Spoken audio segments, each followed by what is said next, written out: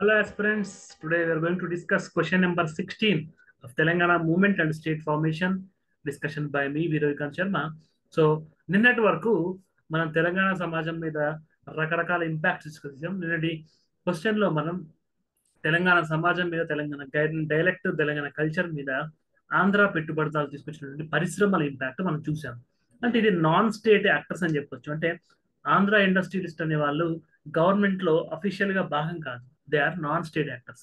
But ఇప్పుడు state actors అంటే central government అవ్వచ్చు, స్టేట్ గవర్నమెంట్ అవ్వచ్చు, తీసుకొచ్చినటువంటి ఇండస్ట్రియల్ పాలసీస్ అవ్వచ్చు, రీఫార్మ్స్ అవ్వచ్చు, తెలంగాణ మీద ఎలాంటి ఇంపాక్ట్ చూపించారనేటువంటి విషయాన్ని డిస్కస్ చేయబోతున్నాను. 10,000 rupees TGPSC mains mentorship by Suresh sir మనకి అవైలబుల్ లో ఉంది. ఇక్కడ పర్సనల్ గైడెన్స్ దొరుకుతుంది. గైడెన్స్ తో మాత్రమే కాకుండా డైలీ ఆన్సర్ రైటింగ్ సెషన్స్, మనకి editorial based answer writing sessions అయితే దొరుకుతాయి. దాంతో పాటు ఆల్రెడీ సర్వీస్ లో ఉన్న ఆఫీసర్స్ తోటి గైడెన్స్ కూడా ఇవ్వడం జరుగుతుంది. మరిన్ని వివరాలకు 7893859553కి సంప్రదించండి. గ్రూప్ 1 ఫుల్ కోర్స్ 25,000 రూపీస్ కి, ఫుల్ కోర్స్ గ్రూప్ 2 18,000 రూపీస్ కి, ఈఎంఐ 5,000 పర్ మంత్ ఫెసిలిటీస్ తోటి 4-5 మంత్స్ లో మొత్తం కోర్స్ ని లైఫ్ టైం వ్యాలిటీ తోటి మీరు దక్కించుకునేటువంటి అవకాశం ఉంది. మరిన్ని వివరాలకు స్క్రీన్ పై డిస్ప్లే అవుతున్న నెంబర్ని సంప్రదించండి. ఇంకా ఎగ్జామ్ కి మనకి 81 డేస్ మాత్రమే ఉంది. మన Telangana movement and state formation subject కి ఇంకో 6 డేస్ యాడ్ చేసుకుంటే మొత్తం 87 డేస్ మాత్రమే మన చేతుల్లో ఉంది. So prepare well. ఈ రోజు క్వశ్చన్ కూడా చాలా హోలిస్టిక్ గా డిజైన్ చేయడం జరిగింది. నిన్న హాస్పిటాలిటీ అవ్వచ్చు, ఎడ్యుకేషన్ సెక్టర్ అవ్వచ్చు, అదర్ ఇండస్ట్రీస్ అవ్వచ్చు, వాటి ప్రభావం తెలంగాణ కల్చర్ మీద, తెలంగాణ డైలెక్ట్ మీద, తెలంగాణ ఐడెంటిటీ మీద ఎలా పనిచేసాము. ఇప్పుడు అతి ముఖ్యమైనది ఓన్లీ తెలంగాణ యొక్క హిస్టరీలోనే కాదు, తెలంగాణ మూమెంట్ కి కాదు, భారతదేశం యొక్క ఫినాన్షియల్ హిస్టరీ, ఎకనామిక్ హిస్టరీ, ఒక ఆర్థిక శాస్త్ర పరంగా భారతదేశాన్ని ప్రభావితం చేసినటువంటి, భారతదేశం యొక్క ముఖ చిత్రాన్ని మార్చినటువంటి, అప్పటివరకు క్లోజ్డ్ డోర్ ఎకానమీ ఉన్నటువంటి ఇండియా తన మార్కెట్స్ ని ఓపెన్ చేసింది. ఫారినర్స్ మన ఇండియాలో ఇన్వెస్ట్మెంట్ చేశారు. దానివల్ల కొన్ని గుడ్ ఇంపాక్ట్స్, కొన్ని బ్యాడ్ ఇంపాక్ట్స్ పడ్డాయి. సో తెలంగాణ సొసైటీ మీద, Telangana movement and state formation మీద ఈ ఎల్పిజి రిఫార్మ్స్ ఎలాంటి ఇంపాక్ట్ చూపించాయనేటువంటిది స్ట్రైట్ ఫార్వర్డ్ క్వశ్చన్, బట్ చాలా హోలిస్టిక్. దీంట్లో తెలంగాణ ఎకానమీ నుండి ఆంధ్రప్రదేశ్ తో పాటు తెలంగాణ ఇనిషియల్ డేస్ యొక్క, సెపరేట్ తెలంగాణ తర్వాత ఇనిషియల్ డేస్ యొక్క ఎకానమీ, ఈ పాయింట్స్ అన్ని కూడా మనకి కవర్ అయ్యేటువంటి టాపిక్. క్యాపిటలిస్ట్ కమ్యూనిస్ట్ భావజాలము, socialist economy, mixed economy, capitalist economy, ఇలాంటి మూల సిద్ధాంతాలు అన్ని బాగా అధ్యయనం చేసినటువంటి వాళ్ళకి సో క్లిస్టర్ క్లియర్ గా అర్థమయ్యేటువంటి క్వశ్చన్ ఇది. ఎల్పిజి రిఫార్మ్స్ మొత్తం దేశం మీద ఇంపాక్ట్ చూపించింది, తెలంగాణ సమాజం మీద ఒక యూనిక్ ఇంపాక్ట్ అయితే క్రియేట్ చేసింది. స్టిల్ ఇక్కడ కూడా ఆంధ్ర తెలంగాణ ఫ్యాక్టర్ వస్తుంది. ఒక ఆంధ్ర మైగ్రెంట్స్ కి, ఈ యొక్క ఆంధ్ర నుంచి వచ్చి సెటిల్ అయినటువంటి వాళ్ళకి ఎల్పిజి రిఫార్మ్స్ ఎలా యూజ్ అయ్యాయి, హోలిస్టిక్ గా టోటల్ గా తెలంగాణ సమాజానికి ఎల్పిజి రిఫార్మ్స్ ఎటువంటి నెగిటివ్ ఇంపాక్ట్ చూపించాలనేటువంటిది ఆన్సర్ డిస్కస్ చేస్తాము. ఇక్కడ మనం డైరెక్టివ్ ఆఫ్ ద క్వశ్చన్ అంటే ఎనలైజ్ అని ఇచ్చుకున్నాం. అంటే ఒక డైరెక్షన్ ఇచ్చామంటే analyse the impact of 1991 LPG reforms on Telangana society movement and state formation. 1991 నుంచి 2014 వరకు తెలంగాణ సమాజం మీద ఎల్పిజి రిఫార్మ్స్ ఎలాంటి ఇంపాక్ట్ చూపించాయి, తెలంగాణ ఉద్యమం మీద ఎలా చూపించాయి, అదేవిధంగా స్టేట్ ఫార్మేషన్ కి సంబంధించిన ఆకాంక్షని ఈ యొక్క ఎల్పిజి రిఫార్మ్స్ ఎలా మనకి పరిపుష్టం చేశాయి, ఎలా కంపెల్ చేశాయి ఫర్ ఏ సపరేట్ స్టేట్ అని చూస్తాము. The LPG reforms of 1991 catalyzed a significant transformation across India's economic and social landscape. భారతదేశం మొత్తం మీద ఆర్థిక, సామాజిక, రాజకీయ ముఖచిత్రాన్ని ఎల్పిజి రిఫార్మ్స్ చాలా ప్రభావితం చేశాయి. Those reforms exacerbated existing regional disparities and become a pivotal factor in the resurgence of Telangana movement. ఉన్నటువంటి అనేక్యతల్ని, ఒక సామాజిక అనేక్యతలు అవ్వచ్చు, ఆర్థిక అనేక్యతలు అవ్వచ్చు, రాజకీయ అనేక్యత అవ్వచ్చు, వాటిని ఇంకా రీసర్జెన్స్, తిరిగి అవి పునరుజ్జీవనం చెందేలాగా చేసింది ఏంటంటే LPG reforms. Ultimately influencing the state formation. రాష్ట్ర అవతరణ క్రమాన్ని కూడా ఈ యొక్క ఎల్పిజి రిఫార్మ్స్ అనేటువంటివి ప్రభావితం చేశాయి. అవి మనం చూద్దాం. సోషల్, ఎకనామికల్, పొలిటికల్ అన్నాం కాబట్టి 1 by 1 మనం ఎగ్జామిన్ చేద్దాము. Economic disparities and movement dynamics. ఆర్థిక అసమానతలు పెరుగుతూ ఉండడం అనేటువంటిది మూమెంట్ కి ఒక డైనమిజాన్ని ఎట్లా తీసుకొచ్చాయి.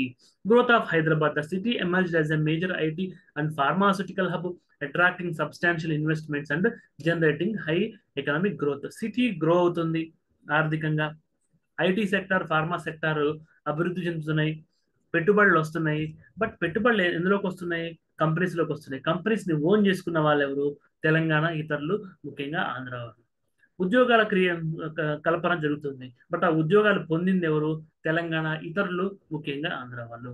దీనికి ఒక ఎగ్జాంపుల్ చూస్తే, హైటెక్ city become a symbol of prosperity contrasting sharply with the under developed rural regions of Telangana, highlighting economic disparities. Hyderabad నగరం నడిబొడ్డున్నటువంటి హైటెక్ సిటీ అభివృద్ధికి, మోడర్నైజేషన్కి, ఇండియన్ యొక్క ఎకానమీ యొక్క సర్వీస్ సెక్టర్, రోబోస్ట్ సర్వీస్ సెక్టర్కి ఎగ్జాంపుల్గా ఉంది. కొన్ని పదుల కిలోమీటర్ల దూరంలోనే, కొన్ని వందల కిలోమీటర్ల దూరంలో ఉన్నటువంటి చుట్టుపక్కల జిల్లాలు, రంగారెడ్డి అవ్వచ్చు, యొక్క వికారాబాద్ అవ్వచ్చు, చేవేళ్ళు అవ్వచ్చు, ఈ యొక్క తాండూర్. సో తెలంగాణ యొక్క ఆంధ్రప్రదేశ్ కంబైన్ ఆంధ్రప్రదేశ్ యొక్క రాజధానికి కొన్ని వందల మైళ్ళ దూరంలో ఉన్నటువంటి మిగతా ప్రాంతాలేమో అండర్ డెవలప్మెంట్లో ఉంటే, రాష్ట్ర రాజధాని నగరంలో మాత్రం ఈ యొక్క హైటెక్ సిటీ అనేటువంటిది అభివృద్ధి తలమానికంగా ఉండడం జరిగింది. ఈ యొక్క డిస్పారిటీస్ ని తెలంగాణ సమాజం, తెలంగాణ మేధావులు, తెలంగాణ ఉద్యమకారులు గమనిస్తూ వచ్చారు. Revenue disparities, the uneven distribution of wealth generated in Hyderabad compared to rural areas sparked demands for equitable resource allocation. Hyderabad లో కోకోపేట లాంటి ప్రదేశాల్లో ల్యాండ్లు కొన్ని వందల కోట్లకి అమ్ముడుపోతూ ఉంటాయి.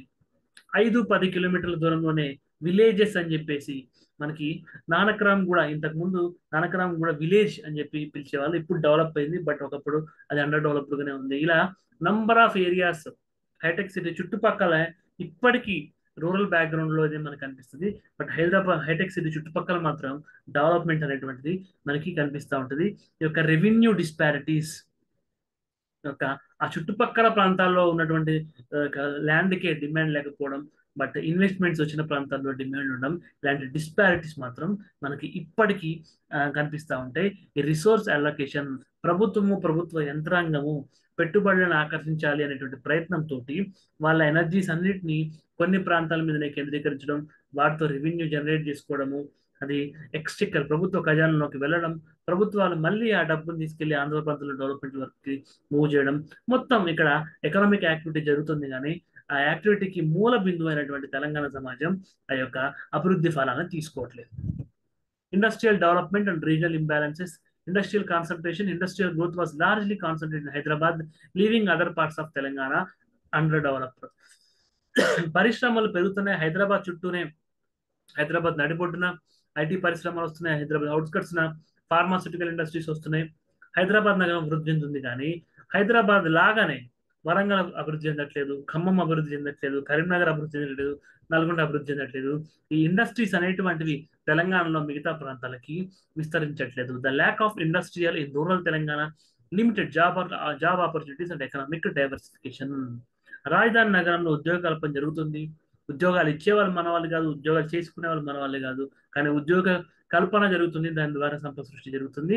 కానీ తెలంగాణలో ఉన్నటువంటి గ్రామీణ తెలంగాణలో ఉన్నటువంటి సమాజానికి ఎలాంటి అవకాశాలు లేక వాళ్ళ యొక్క ఎకనామిక్ డిప్రైవేషన్ అనేటువంటిది కొనసాగుతూ ఉంది. Impact on statehood demand, the concentration of economic benefits in Hyderabad strength and the call for a separate state to ensure more equitable development.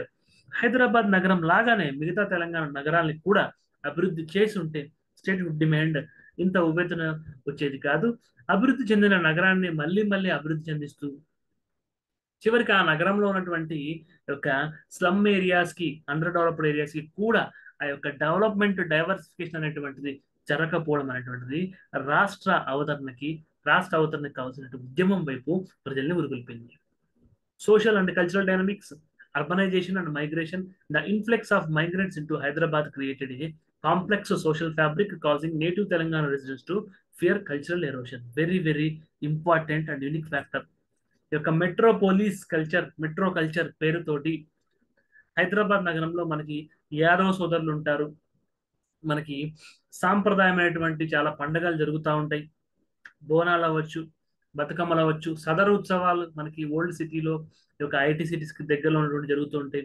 Telangana వచ్చిన తర్వాత చాలా ప్రైడ్ తో సదరు ఉత్సవాలు అవ్వచ్చు, బోనాలు అవ్వచ్చు, బతుకమ్మ అవ్వచ్చు, ఇవన్నీ సెలబ్రేట్ చేసుకుంటున్నాం. కానీ కంబైన్డ్ ఆంధ్రప్రదేశ్ లో కల్చరల్ ఎరోషన్ అనేటువంటిది జరిగింది. అర్బనైజేషన్ మైగ్రేషన్ జరిగింది. ఒక మైగ్రెంట్స్ అందరూ నాన్ లోకల్స్ బయట నుంచి వచ్చే వాళ్ళు ఉన్నారు కాబట్టి తెలంగాణకి సొంతమైనటువంటి యూనిక్ కల్చరల్ ఫెస్టివల్స్ అనేటువంటివి అప్పుడు మనం పెద్ద ఎత్తున సెలబ్రేట్ చేసుకోకపోవడం వల్ల మన సాంస్కృతిక విలువలు దిగజారడం జరిగింది. Example, concerns over losing cultural identity become a rallying point in the statehood movement. సాంస్కృతికమైనటువంటి వారసత్వాన్ని పోగొట్టుకుంటామేమో అనేటువంటి భయం కూడా సెక్షన్ ఆఫ్ పీపుల్స్ లో ఉండడం వల్ల ఒక రాష్ట్ర అవతరణ వైపు వారందరూ మళ్ళీలాగా చేసింది. Socioeconomic disparities. The prosperity of urban centers contrasted with the poverty in rural areas, deepening socioeconomic divisions. అభివృద్ధి చెందుతున్న హైదరాబాద్ నగరము, మరింత అభివృద్ధి చెందుతున్న హైదరాబాద్ నగరం ఒక పక్క, పర్ క్యాపిటల్ ఇన్కమ్ లో అవ్వచ్చు, సదుపాయాలు అవ్వచ్చు, ములుగు లాంటి ఏరియాస్, ఆదిలాబాద్ లాంటి ఏరియాస్, వికారాబాద్ లాంటి ఏరియాస్, నారాయణపేట లాంటి ఏరియాస్ ఇంకొక పక్క, తెలంగాణలో హెవెన్ అండ్ హెల్ రెండు, స్వర్గము నరకము ఒకే చోట చూస్తున్నట్టుగా తెలంగాణ ప్రజలకి కనిపిస్తా ఉంది. Agriculture sector and rural neglect shift to commercial crops. ఈ ఎల్పిజి రిఫార్మ్స్ రావడం వల్ల పరిశ్రమలకి అవసరమైనటువంటి వాణిజ్యపరంగా ఏవైతే పంటలు దిగుబడిని ఎక్కువ ఇస్తూ ఉంటాయో, రేట్ని ఎక్కువ ఇస్తూ ఉంటాయో వాటిని పండించడం జరిగింది. దానివల్ల ఒక రూరల్ డిస్ట్రెస్ అనేటువంటిది, గ్రామీణ ప్రాంతాల్లో ఆర్థిక అసమానతలు ఇంకా పెరుగుతూ వచ్చాయి. Example, the distress among small farmers coupled with inadequate irrigation and infrastructure fuel the rural discontent. తక్కువ నీళ్ళతో పండేటువంటి పంటలకి లేదా కమర్షియల్ క్రాప్స్ కి ఇలాంటి వాటికి డిమాండ్ వస్తూ ఉంది. ఆహార పంటలకి ఎక్కువ నీళ్లు పండే పంటల ఎక్కువ నీళ్లు అవసరమైనటువంటి ఒక పంట పొలాలకి ఇరిగేషన్ ఫెసిలిటీస్ మీద ప్రభుత్వం దృష్టి పెట్టట్లేదు. అంతసేపు ఖాళీ భూమి దొరికితే దానికి వెంచర్లు వేద్దాము, రియల్ ఎస్టేట్ డెవలప్ చేద్దాము, ఐటీ పార్క్స్ వేద్దాము, ఇండస్ట్రియల్ కారిడార్స్ చేద్దామని ఉంది. కానీ రైతుల పక్షాన ఆలోచించేటువంటి లేదు. రైతుల పక్షాన ఆలోచించినా కానీ షుగర్ కేన్, ఒక కాటన్, పత్తి లేదా చెరుకు ఇలాంటి యొక్క కమర్షియల్ క్రాప్స్ అయితే ఉంది. కానీ ఆంధ్ర ప్రాంతంలో పండేటువంటి ఒక మనకి సిగరెట్ లేదా బీడి ఇలాంటి ఒక కమర్షియల్ క్రాప్స్ ఏవైతే ఉన్నాయో, టొబాకో అనేది మనం పిలుస్తూ ఉంటామో వాటి వైపే గవర్నమెంట్ యొక్క ఆలోచన ఉంది. టొబాకో బోర్డు గుంటూరులో కూడా ఉందని మనకు తెలుసు. వాటి వైపే ఉంది కానీ ఆహార పంటల వైపు, నీటిపారుదల సదుపాయాల వైపు ప్రభుత్వం యొక్క దృష్టి లేదు. Neglect of rural development. The focus on urban industrial growth side rural development exacerbating inequalities. LPG reforms తో పాటే మనకి 73rd 74th కాన్స్టిట్యూషన్ అమెండ్మెంట్ వచ్చాయి. 91లో ఎల్పిజి రిఫార్మ్స్ వస్తే 92లో నెక్స్ట్ వెరీ నెక్స్ట్ ఇయరే అర్బన్ లోకల్ బాడీస్ కి ఫండ్స్ అండ్ ఫంక్షన్స్ అలొకేట్ చేయడం జరిగింది. But ఈ ఎల్పిజి రిఫార్మ్స్ ని హైదరాబాద్ లో అమలు చేయడం ఉన్నటువంటి శ్రద్ధ మిగతా ఏరియా మీద లేదు.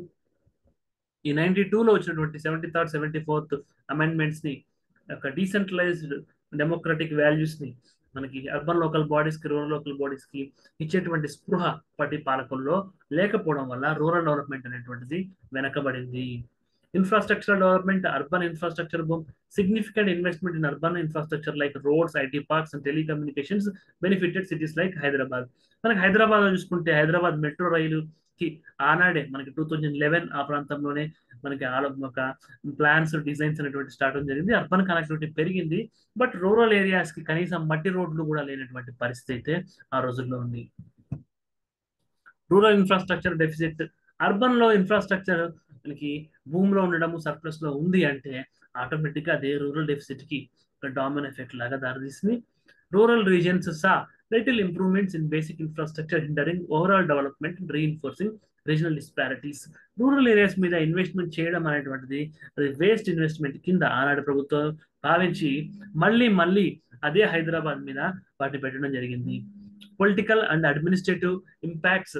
Increased regional autonomy.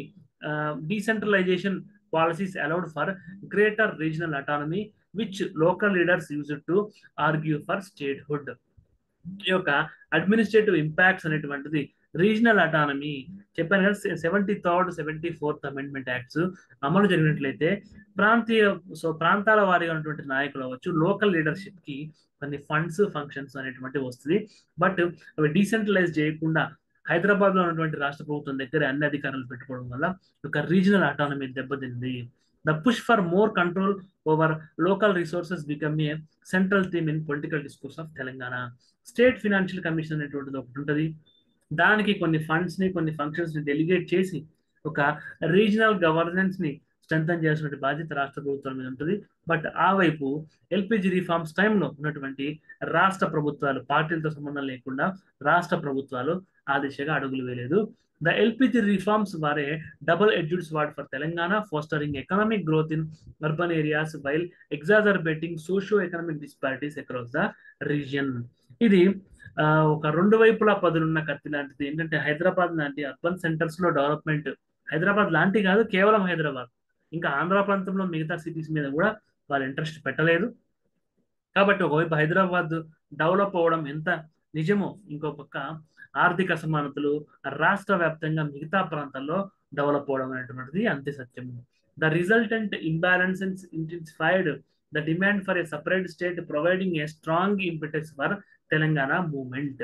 ఈ యొక్క అసమానతలు అనేటువంటిది తెలంగాణ ఉద్యమ దిశగా ప్రజల్ని ఆలోచింపజేసేలా చేసింది.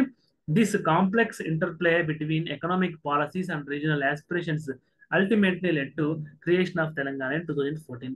ఈ యొక్క అసమానతలు పెరగడం, ఆర్థిక అసమానతలు ముఖ్యంగా చెప్పుకోవాలంటే పెరగడం అనేటువంటిది తెలంగాణ 2014 రాష్ట్ర అవతరణ వచ్చే వరకు ఉద్యమాన్ని పుష్ చేస్తూ వచ్చింది.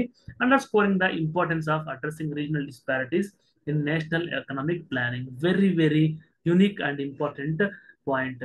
యొక్క ప్లానింగ్ కమిషన్ ఇప్పుడంటే 2014-15 ప్లానింగ్ కమిషన్ అబాలిష్ చేసి నీతి ఆయోగ్ వచ్చింది, కానీ ఒక నేషనల్ ప్లానింగ్ అనేటువంటిది చేసేటప్పుడు రీజనల్ ఇంబ్యాలెన్సెస్ ని ఖచ్చితంగా అడ్రస్ చేయాలి, ప్రతి పాయింట్ ని పరిగణలోకి తీసుకోవాలి అనేటువంటి ఒక ఆలోచన ధోరణిని తెలంగాణ ఉద్యమం అనేటువంటిది ఢిల్లీలో ఉన్నటువంటి ప్లాన్స్ చేసినటువంటి సెంట్రల్ గవర్నమెంట్ అవ్వచ్చు, రాష్ట్రంలో కూర్చొని ప్లాన్ చేసినటువంటి హైదరాబాద్ లో కూర్చొని ప్లాన్ చేసినటువంటి స్టేట్ గవర్నమెంట్స్ కావచ్చు, ఒక కొత్త పర్స్పెక్టివ్ ని, ఒక ఎల్పిజి రిఫార్మ్స్ దాని క్యాస్కేడింగ్ ఎఫెక్ట్ గా పెరిగిన regional inequalities, further Telangana state formation అనేటువంటి కాన్సెప్ట్ అయితే వాళ్ళకి ఆ యొక్క ఐ ఓపెనింగ్ కాన్సెప్ట్ గా అయితే మనం చూడొచ్చు. If you have any doubts with respect to this topic or any other topics in previous lectures, feel free to mail me ravikant.sharma9@gmail.com. Wish you all the best. మీకు preparation సంబంధించి ఎలాంటి సలహాలు సూచనలు కావాలన్నా, ఈ క్వశ్చన్ సంబంధించిన క్లారిఫికేషన్ కావాలన్నా, future questions కి సంబంధించిన డిమాండ్స్ ఏమన్నా ఉన్నా కానీ మీరు నాకు మెయిల్ చేయవచ్చు. Have a nice day, take care.